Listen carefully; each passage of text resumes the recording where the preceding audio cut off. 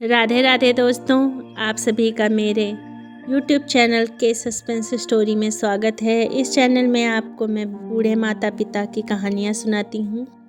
तो आज की हमारी कहानी का शीर्षक है बूढ़े माता पिता का बंटवारा। माया अपने पति से कहती है, तुम अपने बूढ़े माँ बाप को अपने छोटे भाई के घर कब छोड़ने जा रहे हो? क्योंकि अब तो हमारी ज़िंदगी सास ससुर की सेवा करते करते निकल गई है। हम पूरी ज़िंदगी अपने सास ससुर की सेवा ही करते रहेंगे। अब मुझे यह सब नहीं होता। मेरा भी बुढ़ापा है, 58 बरस की मैं भी हूँ। ऊपर से डॉक्टर ने डायबिटीज़ भी बता दिया है। अब घर के सारे काम धाम नहीं बनते हैं मुझसे। और फिर तुम्हारे 3 भाई और हैं, तो हम क्यों अकेले उनकी सेवा करें? अपने दोनों भाइयों से बराबर बराबर बोलो कि तीनों भाई बराबरी से माता पिता की सेवा करें। घर में आपके दोनों भाई पाई पाई बंटवाने के लिए लड़ रहे हैं। हर चीज़ का बंटवारा करा रहे हैं। जिस चीज़ का उन्हें इस्तेमाल भी नहीं करना, उस चीज़ का भी बंटवारा करवा रहे हैं। तो फिर लगे हाथों माँ बाबूजी का भी बंटवारा करवा ही दीजिए।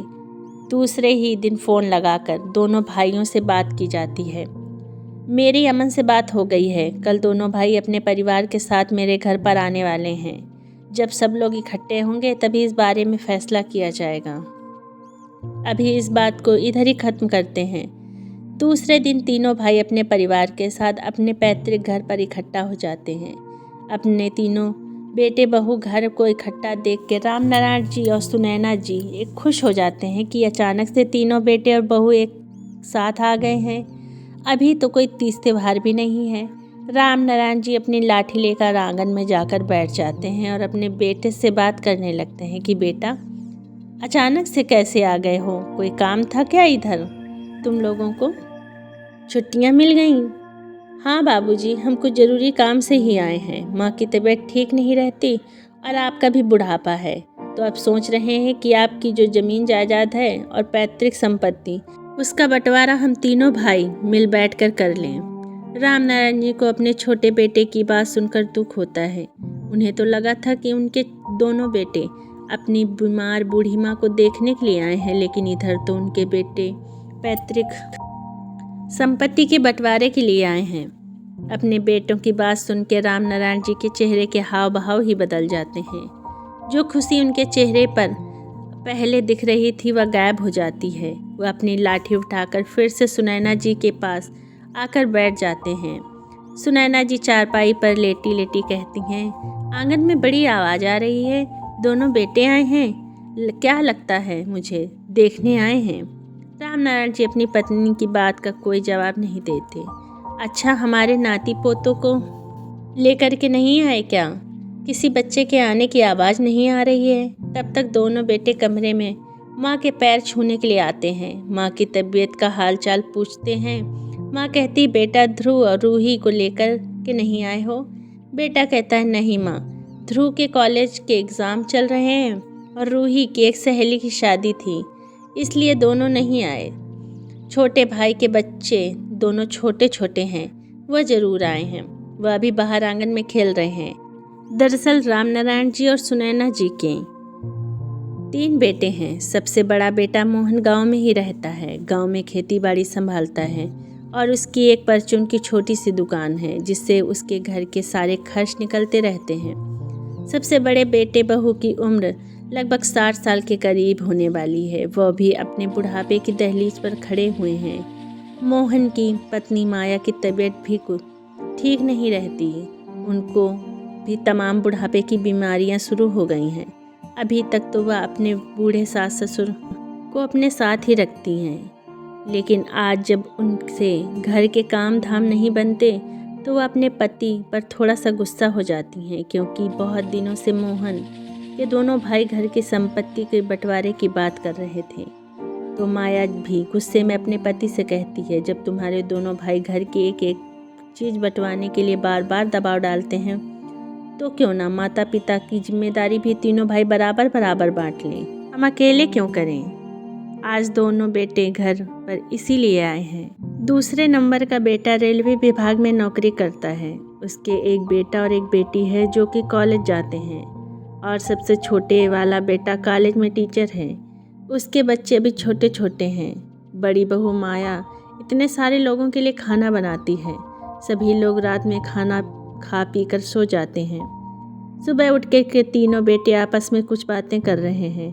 बातें इतनी तेज तेज हो रही हैं कि सुनैना जी और राम नारायण जी के कमरे तक स्पष्ट सुनाई दे रही हैं। छोटा बेटा कहता है, संपत्ति का बंटवारा तो हम तीनों ने आपस में मिलकर कर लिया है, लेकिन अब माता पिता का बंटवारा हम किस तरह से करेंगे? उनको हमें किस तरह से रखना है? किसके पास कितने दिन रहेंगे? इस बारे में भी अभी खुलकर बात कर लेनी चाहिए, जिसके बाद कोई समस्या ना हो।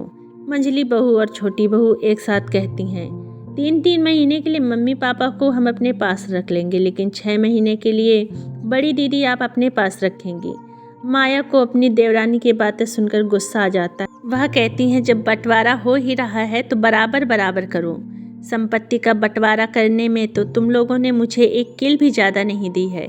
अब माँ पिता के लिए तुम लोग ऐसा बोल रहे हो? तभी मंझला बेटा कहता है, इस बारे में ज़्यादा बहस करने से अच्छा है हम अपने माता पिता के नाम की पर्ची निकाल लेते हैं। क्या मतलब है भैया? मेरे कहने का मतलब यह है कि माता पिता को एक साथ न रखकर अलग अलग रखेंगे, क्योंकि आप तो जानते हैं शहरों में कितनी महंगाई है, कितने खर्चे होते हैं। 2 लोगों का खर्चा तो हम नहीं झेल पाएंगे। एक एक करके हम अब माता पिता को रख लेते हैं।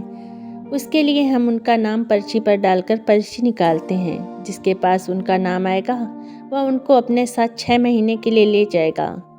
कमरे में बैठे राम नारायण जी अपनी पत्नी सुनैना से कहते हैं, देख रही हो सुनैना, बचपन में जो बच्चे तुम्हारे साथ लेटने के लिए लड़ते थे, आज वही बच्चे तुम्हें और मुझे बांटने के लिए पर्ची निकाल रहे हैं। अरे यही बच्चे तो रात में जब तुम करवट लेकर सोती थी तो लड़ते थे कि मेरी तरफ करवट लेकर सो। वही अपनी माँ को साथ रखने में कितना हिचकिचा रहे हैं। सुना था कि समय बदलता है तो बच्चे बदलते हैं, लेकिन आज देख भी लिया, बच्चे इतने बदल जाते हैं, हमें नहीं पता था। सुनैना जी की आंखों में आंसू आ जाते हैं। उन्हें तो अपने कानों पर भरोसा ही नहीं हो रहा है कि वह वही तीनों बेटे हैं जो बचपन में अपनी माँ के लिए लड़ते थे कि मेरी माँ है, मेरी माँ है। आज बड़े हो गए हैं तो लड़ रहे हैं कि तेरी माँ है, तेरी माँ है। बड़ा बेटा मोहन बैठा बैठा चुपचाप से अपने छोटे भाइयों की बातें सुन रहा है। आंगन में बैठे हुए बेटे पर्ची पर नाम लिखकर हवा में उछालते हैं, लेकिन राम नारायण जी से यह सब कुछ देखा नहीं जा रहा था। वह अपनी छड़ी उठाकर घर से बाहर निकल जाते हैं। अब जो होगा देखा जाएगा, जहाँ जाना होगा वह भी देखा जाएगा। अब जब मेरे बच्चों ने यह फैसला ले ही लिया है कि संपत्ति के साथ माता पिता का भी बंटवारा करना है, तो अब मैं कुछ नहीं कर सकता। सुनैना जी अपने कमरे में लेटी लेटी आंसू बहा रही हैं और अपनी सास की उन पुरानी बातों को याद कर रही हैं, जब उनकी सास ने कहा था कि सुनैना, तुम्हें तो 3-3 बेटे पैदा हुए हैं, तुम्हारा बुढ़ापा सोने से ज़्यादा सोने सा है, तुम्हें कोई दिक्कत नहीं होगी। 3-3 बहुएं आएंगी, हाथों पर रखेंगी, बुढ़ापे पर रानी बनकर रहोगी। तीनों बेटे पढ़ लिख कर खूब पैसा कमाएंगे। अब तो तुम्हारी ऐश है ऐश। और मैं अपनी सास की कही गई इन बातों पर खूब इतराती थी, क्योंकि जब मेरे बच्चे छोटे थे तो मुझसे बहुत प्यार करते थे। मेरे लिए आपस में लड़ते झगड़ते थे और कहते थे, मैं माँ को छोड़कर कभी नहीं जाऊँगा, हमेशा अपनी माँ के साथ रहूँगा। लेकिन आज मेरे सारे भरम टूट गए हैं। बच्चे बड़े होकर के सचमुच में बदल जाते हैं। राम नारायण जी की मंझली बहू और छोटी वाली बहू में बिल्कुल भी नहीं बनती थी। वह दोनों हमेशा ही एक दूसरे के अपोजिट बात करती हैं और एक दूसरे की बात को काटने के लिए कुत्ते बिल्ली की तरह लड़ने लग जाती हैं। पर्ची हवा में उछलने के बाद मंझली बहू के पास सास की पर्ची आती है और छोटी बहू के पास ससुर जी की पर्ची आ जाती है। तो मंझली बहू चिल्लाते हुए कहती, यह क्या बात हुई? मैं बीमार सास को अपने साथ क्यों ले जाऊं? वह कुछ काम धाम तो करेंगी नहीं और ऊपर से उनकी सेवा और करनी पड़ेगी। पर्ची फिर से निकालो, मैं नहीं रखूंगी उन्हें अभी अपने साथ। बड़ी बहू और बेटा शांति से सब कुछ देख रहे थे। वह तो सोच रहे थे कि जिस तरह से मैंने पूरी ज़िंदगी माता पिता को अपने साथ रखा, इस तरह से उनके छोटे भाई भी ज़रूर ज़रूरत पड़ने पर अपने माता पिता को अपने साथ रखेंगे, लेकिन उनके भाई तो कुत्ते बिल्ली की तरह लड़ाई कर रहे थे। बड़ी बहू और बड़े बेटे को बड़ा दुख होता है, क्योंकि बड़ी बहू और बेटा अपने सास ससुर के प्रति अभी भी गलत सोच नहीं रखते हैं। अब उनका खुद का बुढ़ापा है, थोड़ी सी जिम्मेदारी से फ्री होना चाहते हैं। माया की भी तबीयत ठीक नहीं रहती, इसलिए माता पिता को छोटे भाइयों के पास भेजने का सोच रहे थे। और फिर दोनों छोटे भाई शहरों में रहते हैं, आए दिन डॉक्टर को दिखाना पड़ता है, इसलिए अगर माता पिता शहर में रहेंगे तो उनको अच्छे सुख सुविधा मिल पाएगी। लेकिन छोटे भाई और बहू के व्यवहार को देखकर उनका मन दुखी हो जाता है और वह अपने घर को छोड़ कर के बाहर टहलने के लिए निकल जाते हैं। शाम को मोहन और राम नारायण जी जब घर वापस लौटते हैं तो देखते हैं मोहन का बड़ा बेटा धीरज घर आया हुआ है। घर में एकदम शांति है, कोई किसी से कुछ नहीं कह रहा है। धीरज की अभी हाल में ही एयरफोर्स में नौकरी लगी है। 6 महीने से वह अपनी ड्यूटी पर था। अभी उसकी छुट्टी शुरू हुई थी तो वह घर आ गया, लेकिन घर पर मोहन सबको यह बताना भूल गए कि धीरज आने वाला है। धीरज अपने दादाजी और अपने पापा के पैर छूता है। घर में सभी लोगों को इकट्ठा देख धीरज अपनी माँ से पूछता है, अभी तो कोई त्योहार भी नहीं है, फिर चाचा चाची अचानक से कैसे आ गए? कोई काम था क्या? माँ ने हल्का फुल्का बताया कि घर के बंटवारे की बात चल रही है, लेकिन यह नहीं बताया कि दादी बाबा के भी बंटवारे की बात चल रही है। धीरज दादाजी के साथ उनके कमरे में जाता है और दादी की तबीयत का हाल चाल लेता है। अपने दादाजी की तबीयत के बारे में पूछता है। तभी दादाजी अपने पोते धीरज को देखकर फूट फूट कर रोने लगते हैं। धीरज बचपन से अपने दादा दादी के साथ रहा है, खेला है, अपनी दादी से खूब सारी कहानियाँ सुनी हैं। उसका अपने दादा दादी से बहुत लगाव है। अपने दादा दादी की आंखों में आंसू देख धीरज घबरा जाता है और कहता है, क्या हुआ दादाजी, आप दोनों रो क्यों रहे हैं? कोई बात है क्या जो आप लोग मुझसे छुपा रहे हैं?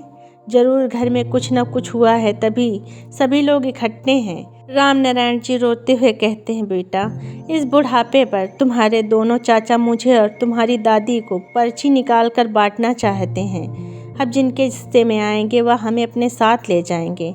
हम दोनों को अलग कर देना, पूरी ज़िंदगी तो हम दोनों गांव में एक साथ रहे हैं, अब बुढ़ापे पर एक दूसरे से अलग कैसे रहेंगे, समझ नहीं आ रहा है।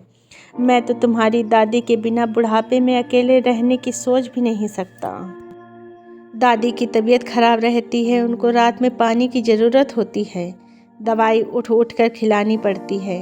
वह सारे काम कौन करेगा? तुम्हारे चाचा दादी को ले जाकर एक कमरे में डाल देंगे, कोई उनकी देखभाल करने वाला नहीं होगा। मुझे अपने बड़े बेटे बहू से कोई शिकायत नहीं है, लेकिन मेरे दोनों छोटे बेटे बहू एकदम से नालायक हैं। पर्ची डालने का सुझाव उन दोनों का ही था। मोहन को यह सब पसंद नहीं था, इसलिए वह घर छोड़कर बाहर निकल गया था। मुझे सब समझ आ रहा है। घर की संपत्ति का तो उन्होंने पहले ही बंटवारा कर लिया है। धीरज अपने दादा दादी की बातों को सुन करके दंग रह जाता है। उसे तो भरोसा ही नहीं हो रहा है कि उसके चाचा चाची दादा दादी जी के साथ इस तरह का व्यवहार कर सकते हैं। उन दोनों को बुढ़ापे पर अलग अलग करने की सोच सकते हैं।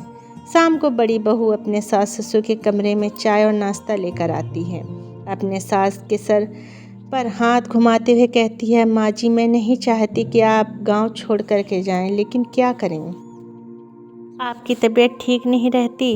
शहरों में डॉक्टर अच्छे होते हैं, इसलिए हम सोच रहे हैं कि आप देवर जी के साथ शहर में रहेंगी तो आपके स्वास्थ्य के लिए ही अच्छा रहेगा। लेकिन मुझे क्या पता था वह इस तरह का व्यवहार करेंगे।